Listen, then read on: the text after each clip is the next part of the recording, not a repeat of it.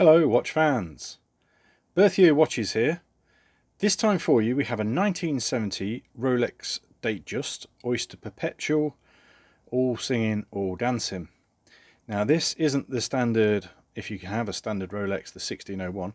This is reference 1603, and the main difference between the two is that on a 1601 this bezel isn't machined, engineered like this. It's the more standard, if you like, Rolex fluted bezel that's still available today. The engineered bezel isn't. So that's the main difference, but this has a couple of other little tricks. One is blue dial rather than silver, black, or you can get white as well, but blue is just that bit more desirable. This is also what's called a Sigma dial. Now if I zoom in, now you see at the bottom of the dial it says what looks like O, because we've got the reflections from the acrylic glass, but that's actually the Greek letter sigma. Sigma, T, Swiss, T, sigma. Now what that means, the T is for tritium, which is the loom compound on this, but the sigma was only available in the early 70s, and it was a Swiss invention to show that you were using the best materials for your watch. So a Sigma dial watch, these markers will all be 18 karat white gold, as will the hands and even the coronet. The extra thing this has is what's called a fat boy, or wide boy rather. It's a wide boy dial. Now all that means is that these markers are much thicker than the other markers. That's it.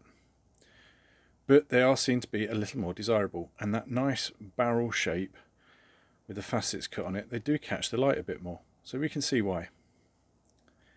Inside you've got an automatic movement, as you would expect with a Datejust. It's got the open 6s, as you can see on the calendar, open 6 and 9. You've got a little bit of fade to the edge of the dial. If I hold it there, you see from 12 down to 4, it's just on the right on the step of the dial. It's just gone a little bit matte, but in most lights it's barely visible. Bracelet is in very good order, save for this part here where someone's put some D-shaped links in to the folded bracelet, just to make it that bit longer. Now they do look like later Rolex bracelet links, but it's impossible to say that they definitely are. But from the outside, very difficult to spot which ones they are. Much easier on the inside.